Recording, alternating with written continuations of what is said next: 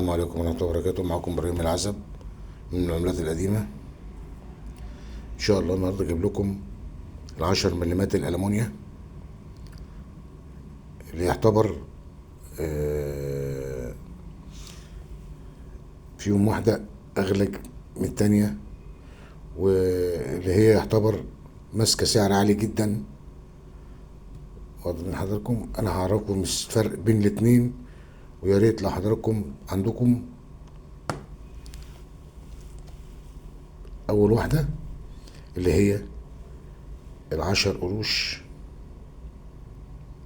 الألمونيا، 10 مليمات الألمونيا 1967، اللي هي 10 المنقرشة، 10 صاغ 10 قروش المنقرشة من الداخل، دي كده منقرشة من الداخل، ومدون عليها من فوق 10 كلمة مصر، مدون عليها كلمة مصر، ومكتوب عليها الجمهورية العربية المتحدة، مكتوب عليها الجمهورية العربية المتحدة، ومدون فوق 10 قروش كلمة مصر، ومن الظهر النسر المعدول وعليه النجمتين. تمام، وعليه النجمتين. ودي الجمهورية العربية المتحدة، وادي النجمة اهيت في النص اهي، والناحية التانية كمالة ايه؟ كمالة الجمهورية العربية المتحدة، وادي النجمة التانية اهيت.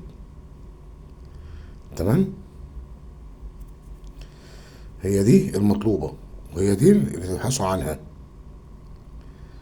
هي دي المطلوبة وتبحثوا عنها كويس. اما بالنسبة للتانية اللي هي 10 قروش الصب، اللي هي من جوه مش منقرشة، صب حتة واحدة، ومكتوب عليها جمهورية مصر العربية، مكتوب عليها جمهورية مصر العربية. تمام، 1972.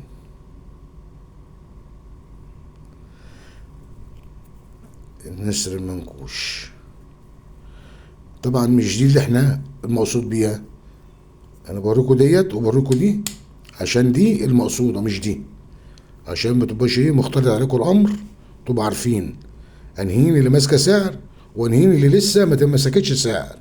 اللي ماسكه سعر اللي هي الاولانيه، اللي هي دي اللي ماسكه سعر، اللي هي الجمهوريه العربيه المتحده، وعلى 10 قروش بتاعتها من فوق 10 مليمات كلمه مصر، هي لو واضحه قدام منكم ولا حاجه، وتاريخها 1967، والعشرة بتاعتها المنقرشة، قلبها فاضي من جوه، يعني قلبها فاضي من جوه.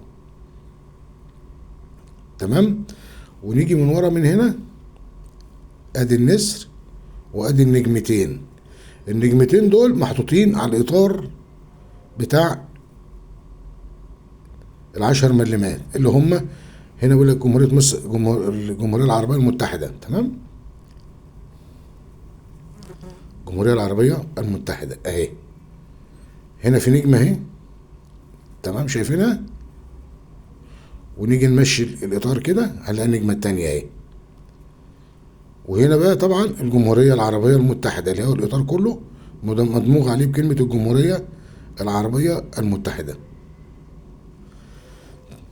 يبقى احنا كده عرفنا انهين اللي مطلوبة واللي سعرها عالي واللي لسه ما انطلبتش. تمام، اللي مطلوبة الجمهورية العربية المتحدة، دي سعرها عالي، ماسكة مبالغ ضخمة، مبالغ كبيرة.